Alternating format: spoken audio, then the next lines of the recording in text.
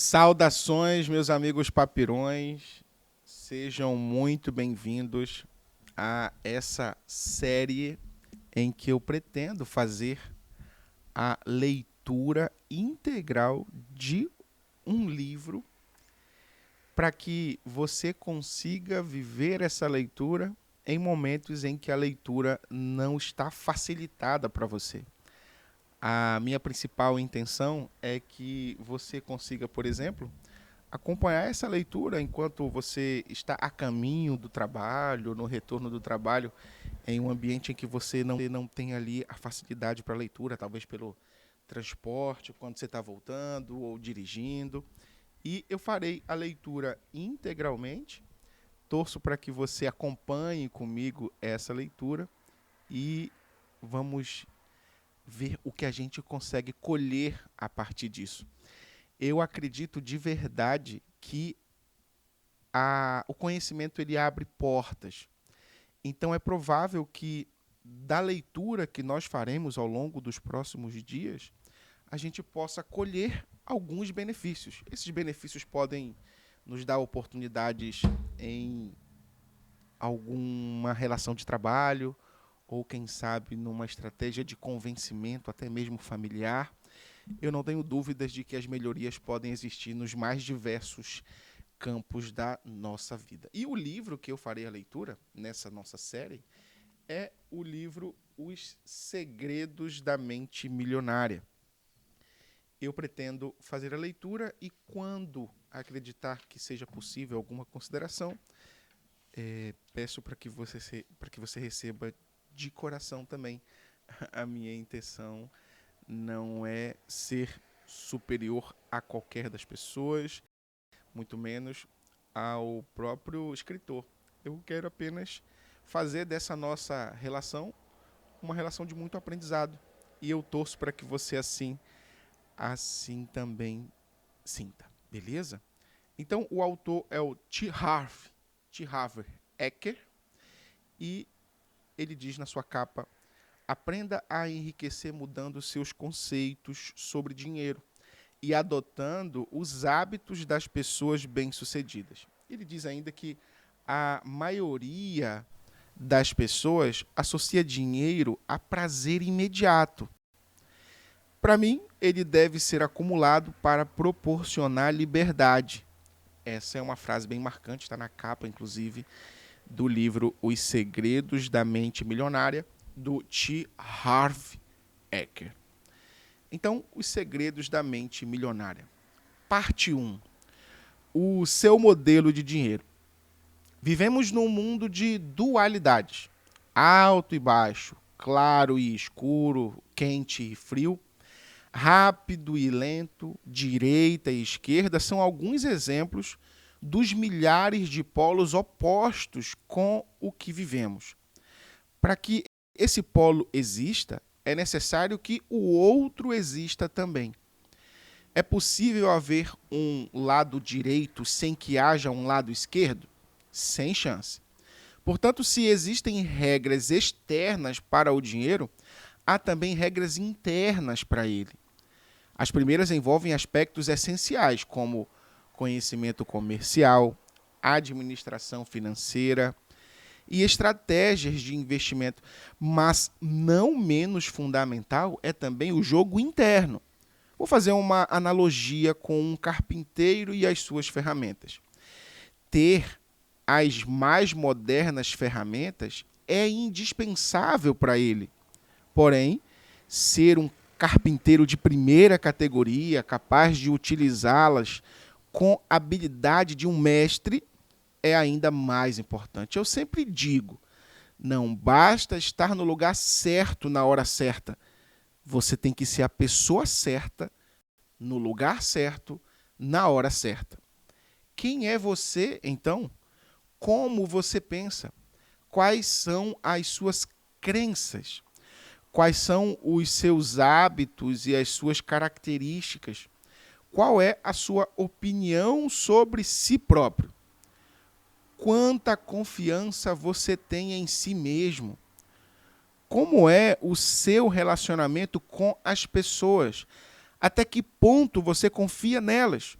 Você realmente acredita que merece ser rico?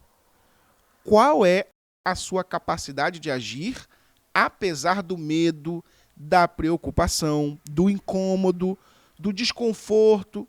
Você consegue ir em frente mesmo quando não está disposto a fazer isso?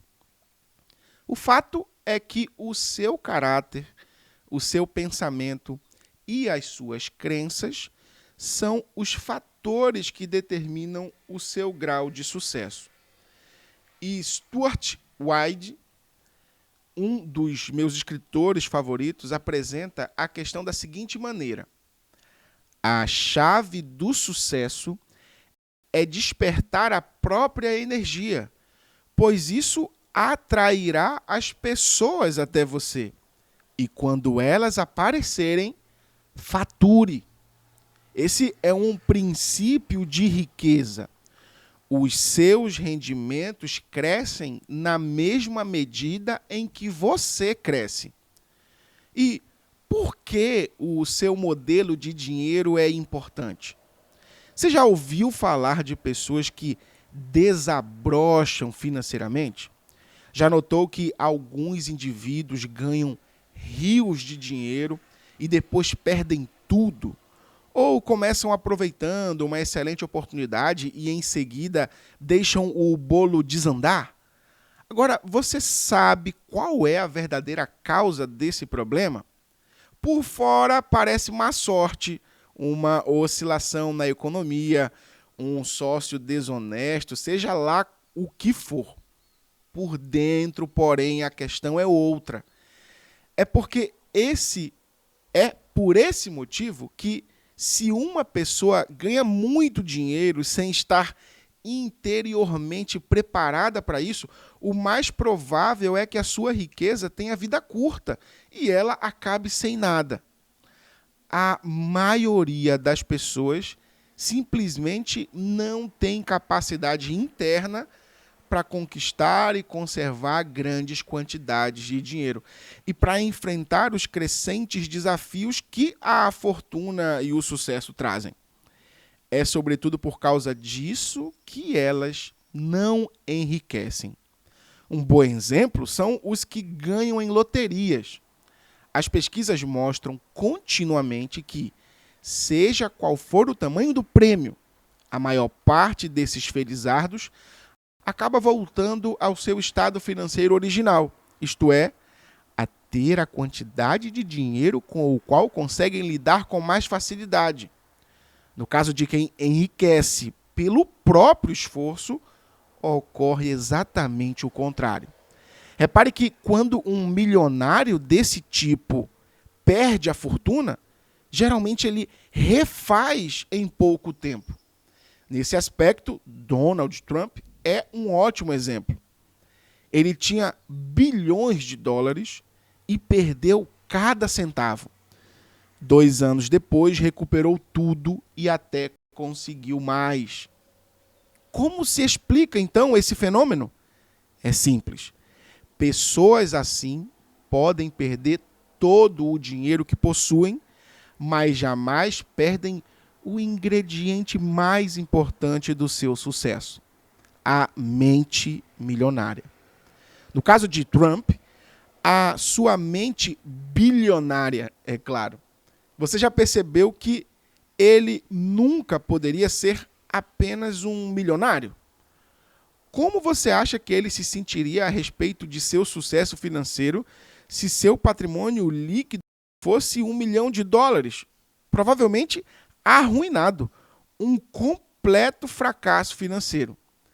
Isso acontece porque o termostato financeiro desse empresário está regulado para produzir bilhões e não milhões. Algumas pessoas têm um termostato financeiro programado para gerar milhares e não milhões. Outras têm um termostato ajustado para criar algumas centenas. Finalmente, existe aquele cujo termostato financeiro está condicionado a funcionar abaixo de zero. Eles estão congelando e nem sabem o porquê. A realidade é que a maior parte das pessoas não atinge o seu pleno potencial, não é bem-sucedida. As pesquisas mostram que 80% dos indivíduos jamais serão financeiramente livres como gostariam e 80% deles nunca se considerarão de fato felizes. O motivo é simples. As pessoas, na sua maioria, agem de forma inconsciente, quase dormem no ponto. Trabalham e pensam num plano superficial da vida, baseadas somente no que veem. Elas vivem estritamente no mundo visível. As raízes geram os frutos. Imagine uma árvore, suponha que seja a árvore da vida. Nela há frutos. Na vida, os nossos frutos são os nossos resultados. Nós olhamos para eles e não gostamos do que vemos. Achamos que os frutos que produzimos são poucos, muito pequenos, ou que o seu sabor deixa a desejar. O que tendemos a fazer então? A maioria de nós dedica ainda mais atenção aos resultados. Mas de onde eles vêm? São as sementes e as raízes que os geram. É o que está embaixo da terra que cria o que está em cima dela. É o invisível que produz o visível. E o que significa isso? Isso quer dizer que, se você quer mudar os frutos, primeiro tem que trocar as raízes. Quando deseja alterar o que está visível, antes deve modificar o que está invisível. Esse é um princípio de riqueza. Se você quer mudar os frutos, primeiro tem que trocar as raízes. Quando deseja alterar o que está visível, antes deve modificar o que está invisível. Algumas pessoas dizem que é necessário ver para quê? Algumas pessoas dizem que é necessário ver para crer. A pergunta que tenho para elas é: por que você paga a conta de luz? Mesmo não vendo a eletricidade, você com certeza percebe e utiliza o poder que ela tem. Se não estiver muito certo acerca da sua existência, experimente colocar o dedo na tomada. Garanto que a sua dúvida desaparecerá imediatamente. Aprendi com a experiência que as coisas que não vemos são muito mais poderosas do que as que vemos. Talvez você não concorde com essa afirmação, mas tenho certeza de que você sofrerá se não aplicar esse princípio na sua vida. Por quê? Ora, porque estará indo contra as leis da natureza, que dizem que o que está embaixo do solo gera o que está em cima dele. O que é invisível cria o que é visível. Como seres humanos, não estamos acima da natureza, somos parte dela.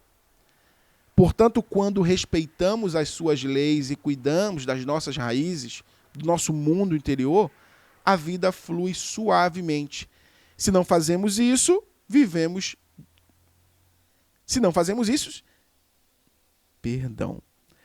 A vida flui suavemente quando respeitamos as suas leis e cuidamos das nossas raízes, do nosso mundo interior.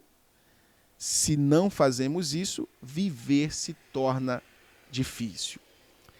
Em toda floresta, fazenda, pomar, é o que está embaixo da terra que gera o que está na superfície.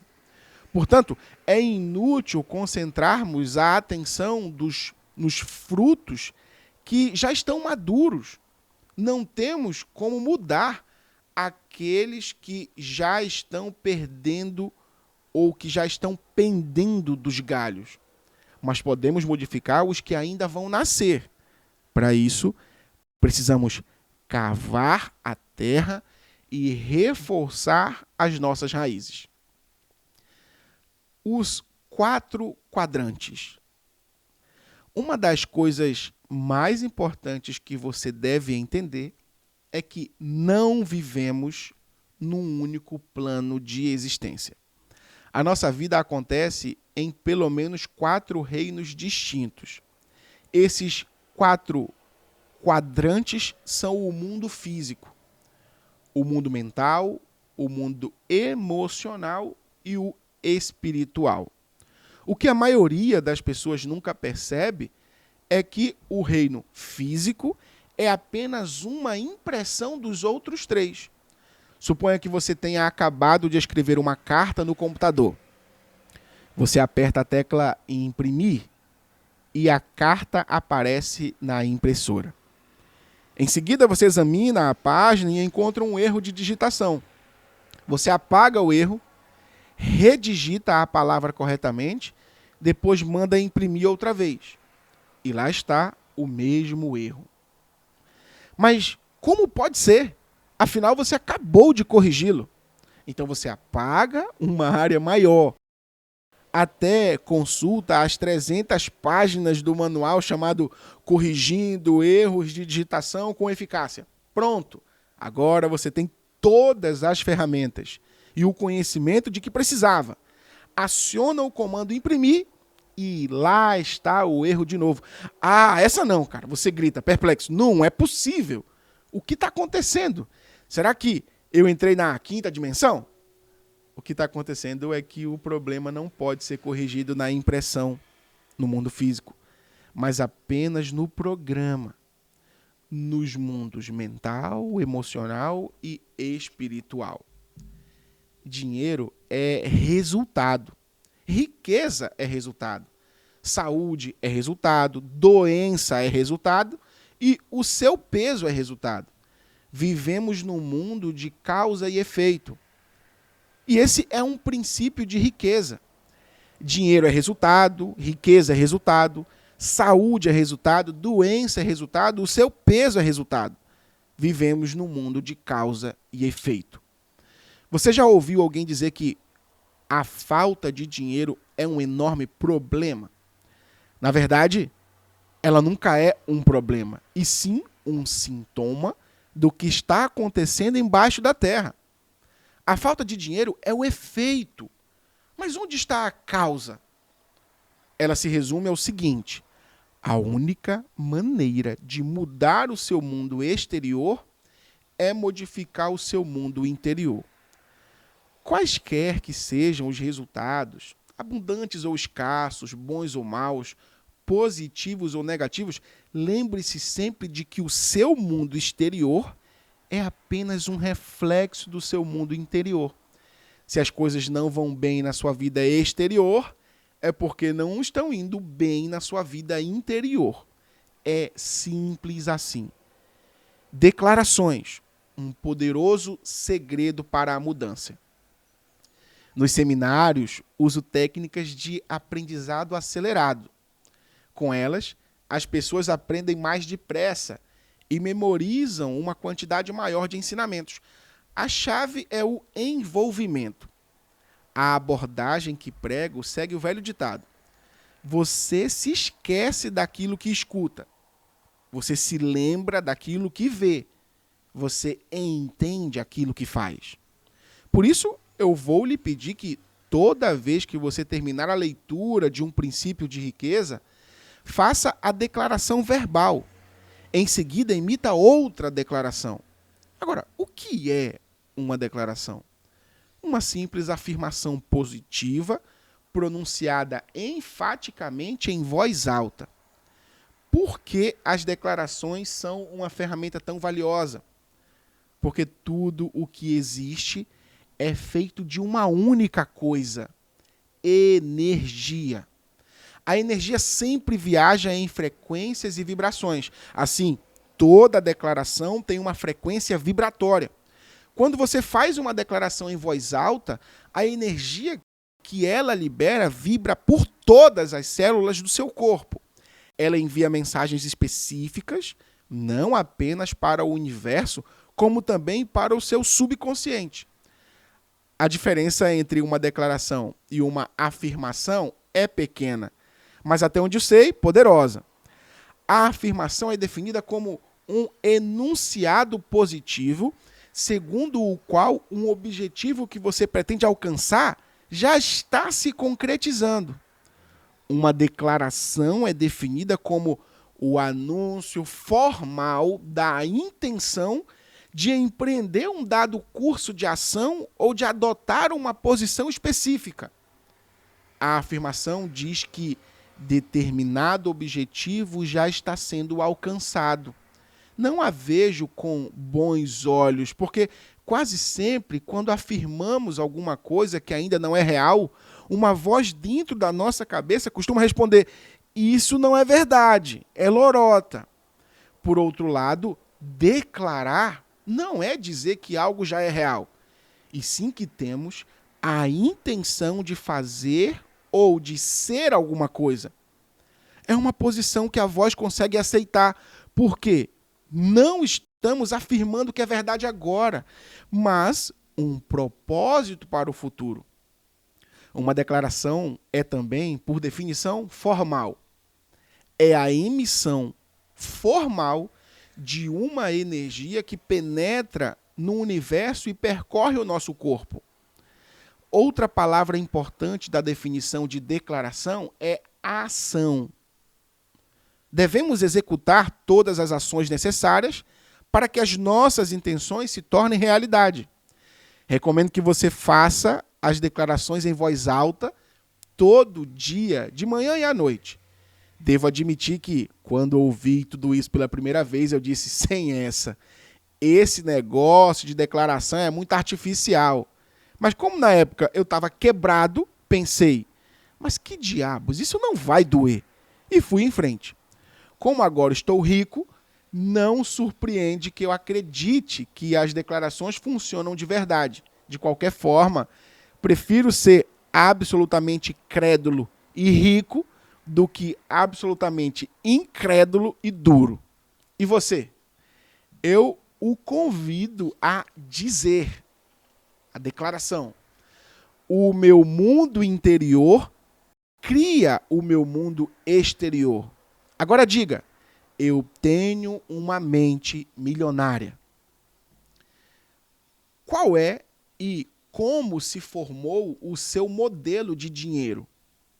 Nos programas de rádio e de televisão que participo nos Estados Unidos, sou conhecido por fazer a seguinte afirmação: em 5 minutos, posso prever o futuro financeiro que você terá pelo resto da sua vida. Esse é um princípio de riqueza. Em 5 minutos, posso prever o futuro financeiro que você terá pelo resto da sua vida. Como? Numa rápida conversa com uma pessoa, consigo identificar aquilo que chamo de seu modelo de dinheiro e de sucesso. Todos nós temos um plano de dinheiro e de sucesso inscrito no subconsciente. É esse modelo, mais do que todas as outras coisas combinadas, o que determina o nosso futuro financeiro. E o que é o modelo de dinheiro? Vou fazer uma analogia com o projeto de uma casa, que é o plano ou o desenho pré-estabelecido para aquela construção. Analogamente, o modelo de dinheiro de uma pessoa é a sua programação ou o seu modo de ser pré-estabelecido com relação às finanças. Quero apresentar você a uma fórmula extremamente importante que determina como criamos a nossa realidade e a nossa riqueza. Muitos dos mais respeitados professores da área de potencial humano usam-na como base dos seus ensinamentos. Ela se chama processo de manifestação e tem a seguinte sequência: P, S, A igual a R. Esse é um princípio de riqueza e significa: pensamentos conduzem a sentimentos, sentimentos conduzem a ações, ações conduzem a resultados. O modelo financeiro de uma pessoa consiste numa combinação dos seus pensamentos, dos seus sentimentos e das suas ações em questões de dinheiro. Como se forma, então, o modelo de dinheiro? A resposta é simples. Ele se constitui, fundamentalmente, da informação ou programação que a pessoa recebeu no passado, sobretudo quando era criança. Quais foram as fontes primárias dessa programação ou condicionamento? Para a maioria de nós, a lista inclui pais, irmãos, amigos, figuras de autoridade, professores, líderes religiosos, mídia e cultura, para mencionar alguns elementos. Vejamos a cultura. Sabemos que algumas sociedades têm formas próprias de pensar sobre o dinheiro e de lidar com ele, enquanto outras fazem isso de um modo diferente. Você acredita que a criança já sai do ventre da mãe com as atitudes formadas em relação ao dinheiro ou que ela é ensinada a lidar com ele? Acertou. Toda criança é ensinada a pensar e agir no que diz respeito às finanças. O mesmo vale para você, para mim e para todas as pessoas. Fomos ensinados a pensar e agir de determinada maneira no que se refere ao dinheiro. Esses ensinamentos se transformaram no condicionamento, que são todas as respostas automáticas que nos conduzem ao longo da vida. A menos, é claro, que sejamos capazes de intervir e rever os arquivos de dinheiro que temos na cabeça. É exatamente isso que você fará ao longo da leitura desse livro e o que venho ensinando a milhares de pessoas nos meus seminários. Eu disse que pensamentos conduzem a sentimentos, sentimentos conduzem a ações, e ações conduzem a resultados. Nesse ponto surge uma pergunta interessante. De onde vêm os seus pensamentos? Por que você pensa de modo diferente das outras pessoas? Os seus pensamentos têm origem nos arquivos de informação que você guarda nos compartimentos de armazenagem da sua mente. Mas de onde parte essa informação? Da sua programação passada. É verdade, o seu condicionamento determina todos os pensamentos que surgem na sua mente. É por isso que ele costuma ser chamado de mente condicionada. Para incluir esse entendimento, o processo de manifestação pode agora ser ajustado da seguinte maneira. PPSA igual a R. O que é isso? A sua programação conduz aos seus pensamentos, os seus pensamentos conduzem aos seus sentimentos, os seus sentimentos conduzem às suas ações conduzem aos seus resultados. Mudando a programação, você dá o primeiro e indispensável passo para modificar os seus resultados. E como ocorre o condicionamento? Ele se estabelece de 3 maneiras principais em todos os campos da vida, inclusive no do dinheiro. Programação verbal. O que você ouvia quando era criança? Exemplo, o que você via, então, quando era criança? Ou episódios específicos. Que experiências você teve quando era criança? Como é muito importante que você entenda os 3 aspectos do condicionamento, eu vou analisar cada um deles mais a fundo. Na parte 2, você aprenderá a se recondicionar para obter a riqueza e o sucesso. A primeira influência, programação verbal. Na infância, que frases você ouvia a respeito de dinheiro, riqueza e pessoas ricas? Provavelmente algo como: o dinheiro é a fonte de todo mal, poupe para os dias ruins, os ricos são gananciosos, os ricos são criminosos, os ricos são desonestos, você tem que dar duro para ganhar dinheiro. Não se pode ser rico e espiritualizado ao mesmo tempo. Dinheiro não nasce em árvore. O dinheiro fala mais alto. Os ricos ficam cada vez mais ricos e os pobres cada vez mais pobres. Isso não é para o nosso bico. Nem todo mundo pode ser rico. Nunca se tem o bastante. E a infame frase, não temos dinheiro para isso. Na minha casa, toda vez que eu pedia dinheiro ao meu pai, ele respondia aos brados: você acha que eu sou feito de quê? De dinheiro? E ainda eu dizia, até que seria bom. Eu pegaria um braço, uma perna e até mesmo um dedo seu. Ele nunca riu. Esse é o problema. Todas as frases que você ouviu sobre dinheiro quando era criança permanecem no seu subconsciente como parte do modelo que governa a sua vida financeira. O condicionamento verbal é extremamente poderoso. Por exemplo, um dia meu filho Jesse, que na época tinha 3 anos de idade, veio correndo até mim todo animado e disse: papai, vamos ver o filme das Tartarugas Ninja? Está passando aqui perto. Eu juro que eu não fazia a menor ideia de como aquele pingo de gente já podia ser um craque em geografia. 2 horas depois, obtive a resposta ao assistir ao anúncio do filme na televisão. A chamada final dizia: em cartaz num cinema perto de você. Tive outro exemplo da força do condicionamento verbal por meio de um dos participantes do seminário intensivo da mente milionária. Stephen não tinha nenhum problema em ganhar dinheiro. A sua dificuldade era conservá-lo. Na época em que se inscreveu no programa, ele embolsava mais de $800 mil por ano. O mesmo resultado dos 9 anos anteriores. Apesar disso, ainda passava sufoco. Stephen dava sempre um jeito de gastar o dinheiro, emprestá-lo ou perdê-lo em maus investimentos. Fosse qual fosse a razão, o seu patrimônio líquido ainda era igual a 0. Ele me contou que, quando era garoto, a sua mãe costumava dizer: os ricos são gananciosos.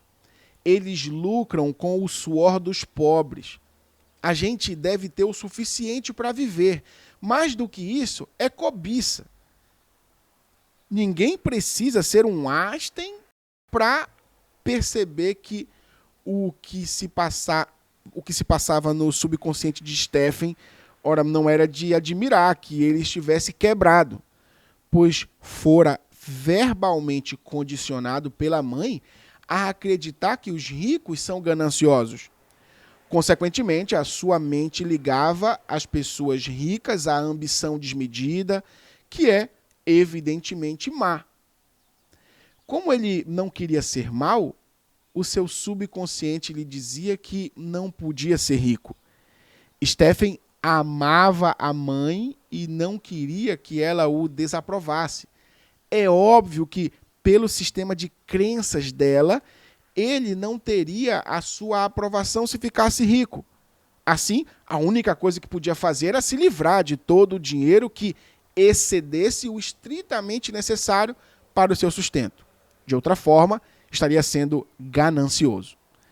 Você deve estar pensando que, entre possuir riqueza e ter a aprovação da mãe ou de quem quer que seja, a maioria das pessoas escolheria ser rica. Nem pensar. A mente humana não funciona assim.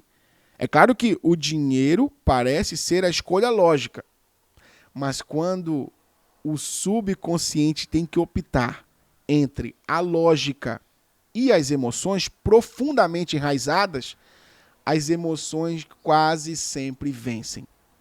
E esse é um princípio de riqueza. Quando o subconsciente tem que optar entre a lógica e as emoções profundamente enraizadas, as emoções quase sempre vencem. Retornando à história de Stephen, em menos de 10 minutos de curso, usando técnicas experienciais extremamente eficazes, ele conseguiu mudar o seu modelo de dinheiro de modo espetacular. Em apenas 2 anos, passou de falido a milionário. No seminário, Stephen começou a compreender que essas crenças negativas eram da sua mãe e não suas, e se baseavam na programação que ela recebera no passado. Dei então um passo à frente, ajudando-o a criar uma estratégia para não perder a aprovação dela, caso ficasse rico. Foi muito simples. A mãe de Stephen sempre adorou praia. Ele investiu, então, numa casa no Havaí, de frente para o mar. Ela vai para lá todo ano passar o verão e se sente no céu, e ele também. Agora, essa senhora considera fantástico o fato de o filho ser alguém bem-sucedido financeiramente e não economiza elogios à sua generosidade.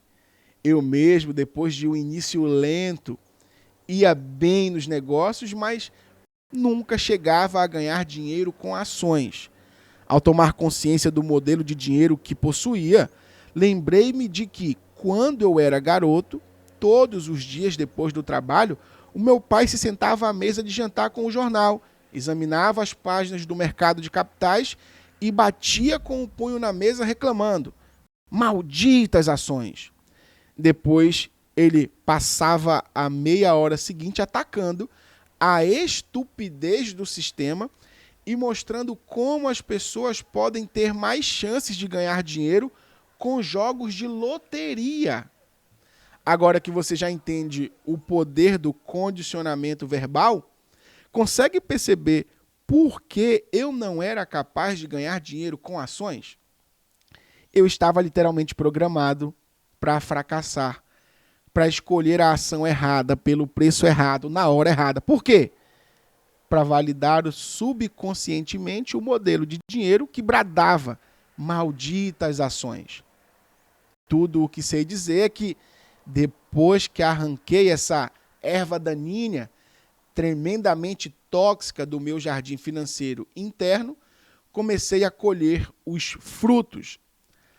A partir do meu recondicionamento, passei a escolher ações que valorizavam e desde então continuei a ter um admirável sucesso no mercado de capitais. Parece incrível, mas depois que a pessoa de fato compreende o modelo de dinheiro e compreende que isso funciona, isso faz todo sentido. Repetindo, o condicionamento do seu subconsciente determina o seu pensamento. O seu pensamento determina os seus sentimentos.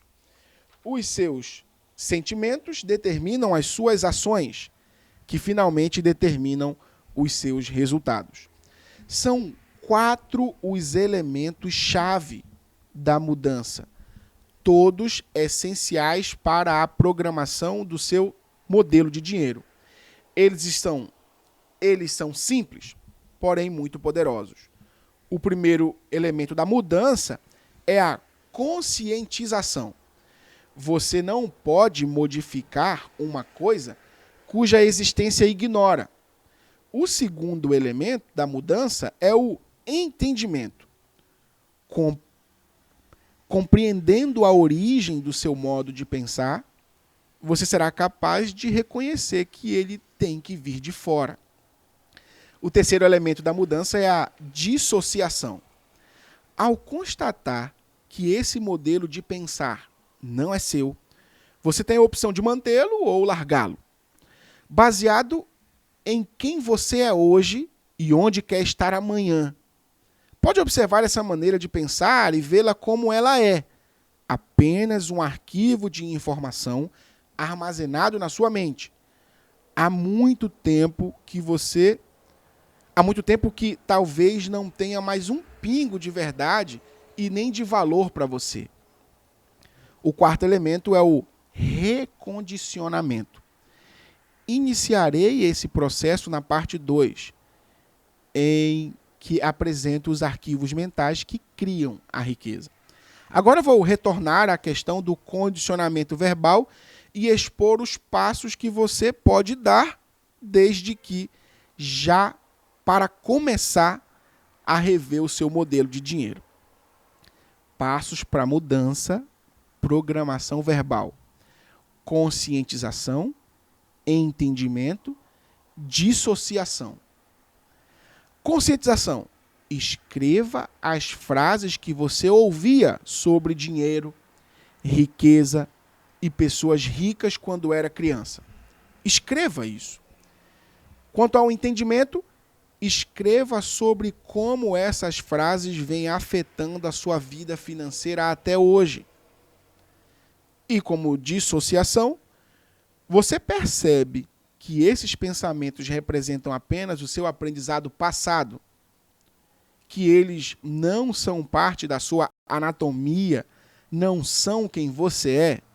Consegue ver que o presente lhe dá a opção de ser diferente? As coisas que eu ouvia sobre dinheiro não são necessariamente verdadeiras. Opto por adotar novas formas de pensar que contribuam para a minha felicidade e o meu sucesso. Agora diga, eu tenho uma mente milionária. A segunda influência são os exemplos. A segunda maneira como somos condicionados é chamada de exemplo. Como se comportam os seus pais, ou como se comportavam os seus pais, ou responsáveis em questões de dinheiro quando você era criança? Eles cuidavam bem ou mal das finanças? Eram gastadores ou econômicos? Eram investidores perspicazes ou nunca investiam? Eram propensos a arriscar periodicamente? Ou eram conservadores? Vocês tinham dinheiro sempre ou só esporadicamente? O dinheiro afluía com facilidade à sua família ou era suado? Era fonte de felicidade ou motivo de ásperas discussões? Por que essa informação é importante?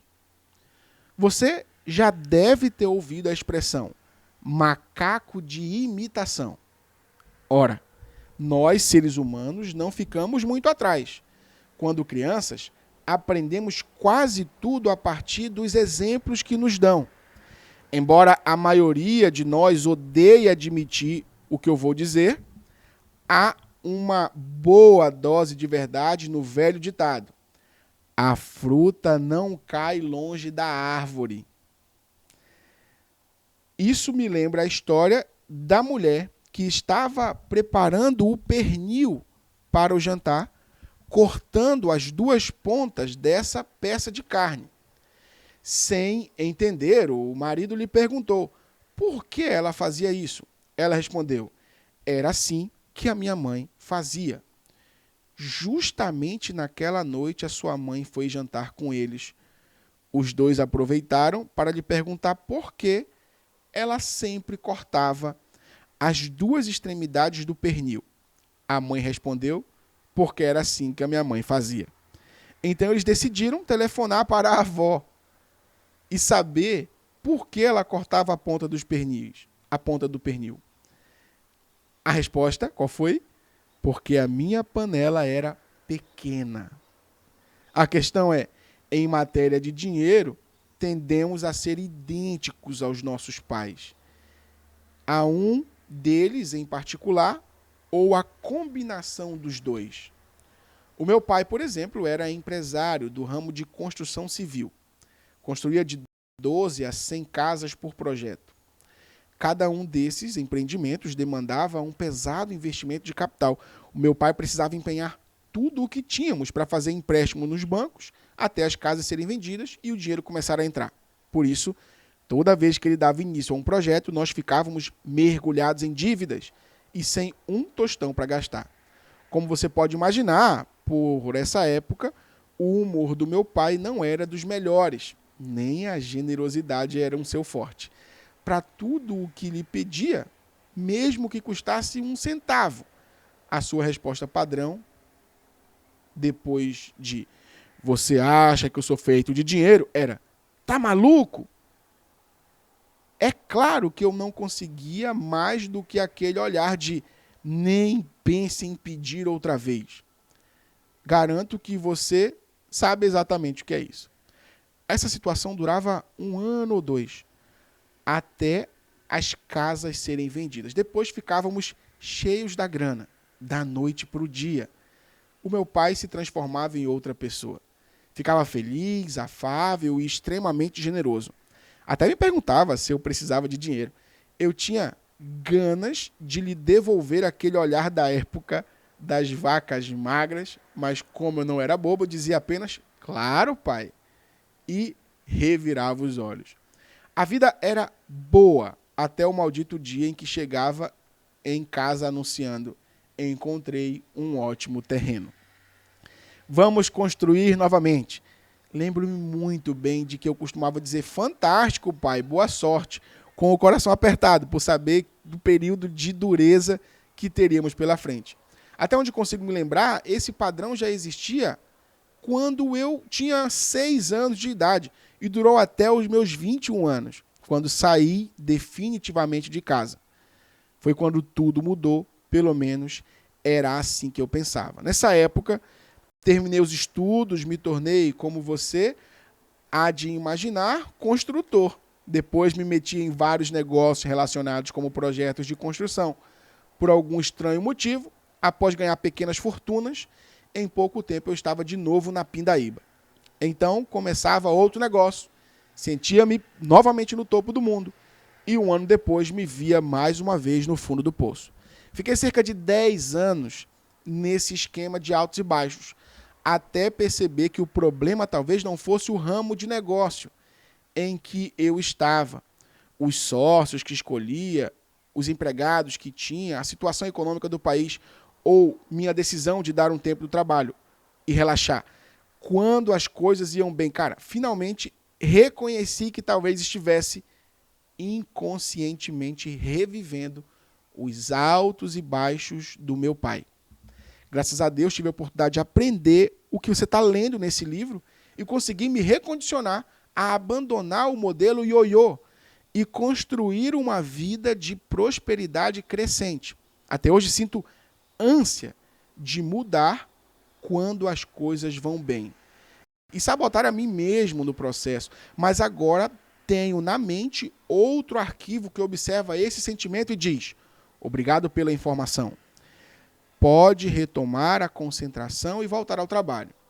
O exemplo seguinte vem de um dos participantes dos seminários. Nunca vou me esquecer de um senhor que em lágrimas se aproximou de mim no final da apresentação com a respiração ofegante e enxugando os olhos na manga da camisa. Olhei para ele e perguntei, qual é o problema, senhor? Ele respondeu, tenho 63 anos de idade, leio livros, frequento seminários, desde que eles foram inventados. Já escutei todo tipo de palestrante, tentei tudo que eles sugeriram. Ações, imóveis, uma dúzia de negócios diferentes. Voltei à universidade, obtive MBA, tenho 10 vezes mais conhecimento do que a média das pessoas e jamais alcancei o sucesso financeiro. Em todos esses anos, sempre comecei muito bem e acabei de mãos vazias. Eu nunca soube por quê. Eu me achava um completo idiota até hoje. Depois de ouvir o que você falou e processar as informações, finalmente as coisas começaram a fazer sentido. Não há nada de errado comigo. Simplesmente trago o modelo de dinheiro do meu pai gravado na mente e esse tem sido o meu castigo. O meu pai perdeu tudo o que possuía num negócio mal sucedido. Todo dia ele saía de casa para procurar um trabalho ou tentar vender alguma coisa e voltava sem nada. Se eu tivesse aprendido sobre modelos e padrão de dinheiro há 40 anos, quanta perda de tempo todo esse aprendizado e conhecimento. E começou a chorar compulsivamente e eu lhe disse, o seu conhecimento não é de forma nenhuma uma perda de tempo. Ele apenas ficou latente num canto do seu cérebro, à espera do momento oportuno para se manifestar. Agora que o senhor formulou um modelo de sucesso, tudo o que aprendeu ao longo da vida se tornará útil e fará com que seja bem-sucedido. A maioria de nós já sabe a verdade quando a escuta. Ele começou a ficar ofegante de novo, Depois foi se mostrando mais aliviado e passou a respirar profundamente. Em seguida, um grande sorriso iluminou seu rosto, deu-me um forte abraço e disse: obrigado, obrigado e obrigado. Na última vez que tive notícias desse senhor, ele estava nas alturas. Acumulara mais riquezas nos últimos 18 meses do que nos últimos 18 anos. Para mim, isso é o máximo. Repito, desde que você tenha todo o conhecimento e toda a qualificação do mundo, se o seu modelo não estiver programado para o sucesso, você estará condenado financeiramente. Nos seminários recebo muitas pessoas cujos pais lutaram na Segunda Guerra Mundial e sofreram uma grande perda financeira. Elas sempre se espantam ao perceber como as experiências dos pais influenciaram as suas crenças e os seus hábitos a respeito do dinheiro. Algumas delas gastam feito loucas porque, como dizem, é muito fácil perder tudo, por isso o melhor é desfrutar do dinheiro enquanto é possível. E outras fazem o caminho inverso. Guardam o que tem no cofre para os dias difíceis. Uma palavra de sabedoria: poupar para os dias difíceis parece uma boa ideia, mas pode também criar grandes problemas. Um dos princípios que ensino nos cursos é o poder da intenção. Se você está juntando dinheiro para os dias difíceis, o que acabará conseguindo? Dias difíceis. Pare de fazer isso. Em vez de economizar para os tempos ruins, concentre-se em guardar para os dias felizes e para o dia em que você alcançar a sua liberdade financeira. Nesse caso, pela lei da intenção, é exatamente isso que obterá. Eu disse anteriormente que, em questões de dinheiro, a maioria das pessoas tende a se identificar com os pais ou com um deles, pelo menos.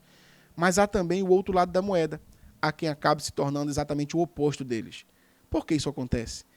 Será que as palavras raiva e rebeldia têm algo a ver com essa história?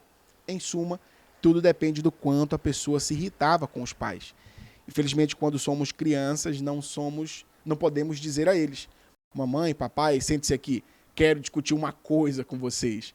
Não gosto da maneira como vocês lidam com o seu dinheiro. Por isso, quando eu for adulto, vou agir de um modo totalmente diferente. Espero que compreendam. Agora vão dormir, tenham bons sonhos. Não, as coisas definitivamente não acontecem assim. Pelo contrário, quando os nossos botões são apertados, geralmente tendemos a ficar furiosos e a reagir com uma atitude do tipo: eu odeio vocês. Jamais serei como vocês. Quando eu crescer, serei rico, terei tudo o que eu quero. Gostem vocês ou não. Depois vamos para o quarto, batemos a porta e começamos a socar o travesseiro ou o que tiver ao alcance da mão para extravasar a frustração. Muitas pessoas nascidas em famílias pobres sentem raiva e se rebelam. Em geral, elas vão à luta e enriquecem ou têm pelo menos o impulso de enriquecer. Mas há um pequeno problema, que é na verdade um problemão. Mesmo que façam fortuna ou se matem de trabalhar na tentativa de alcançar o sucesso, eles não costumam ser felizes. Por quê? Porque as raízes da sua riqueza ou motivação para ganhar dinheiro são a raiva e o ressentimento. Consequentemente, dinheiro e raiva tornam-se entidades associadas na sua mente. Quanto mais dinheiro elas têm ou lutam para ter, mais enraivecidas ficam.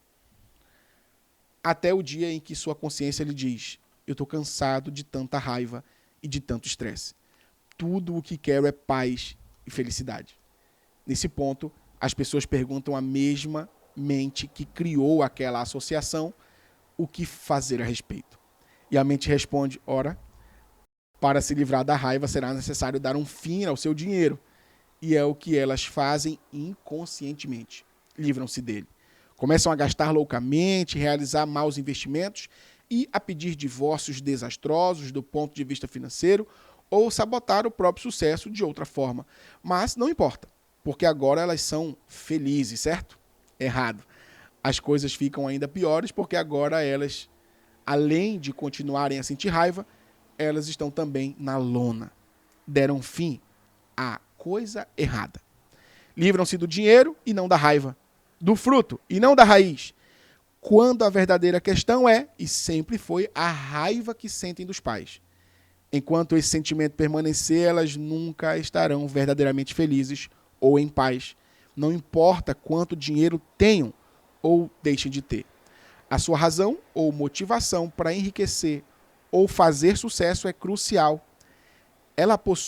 Se ela possui uma raiz negativa, como o medo, a raiva ou a necessidade de provar algo a si mesmo, o dinheiro nunca lhe trará felicidade. E esse é um princípio de riqueza. A sua razão ou motivação para enriquecer ou fazer sucesso é crucial. Se ela possui uma raiz negativa, como o medo, a raiva ou a necessidade de provar algo a si mesmo, o dinheiro nunca lhe trará felicidade. Eu torço para que esse primeiro bloco de leitura tenha trazido a você boas reflexões e que tenha sido para todos nós uma pequena conquista diária. Eu aguardo o seu feedback, dependendo do que você achou desse primeiro episódio. Pretendo dar continuidade aos demais episódios até finalizarmos o livro Os Segredos da Mente Milionária. Dos diversos aprendizados que tivemos nesse livro, conta nos comentários qual dos aprendizados você teve agora e que você achou que faz mais sentido para você. Eu te agradeço por apoiar esse projeto e espero que você me incentive a dar continuidade para que juntos a gente possa evoluir cada vez mais. Muito obrigado. Até mais.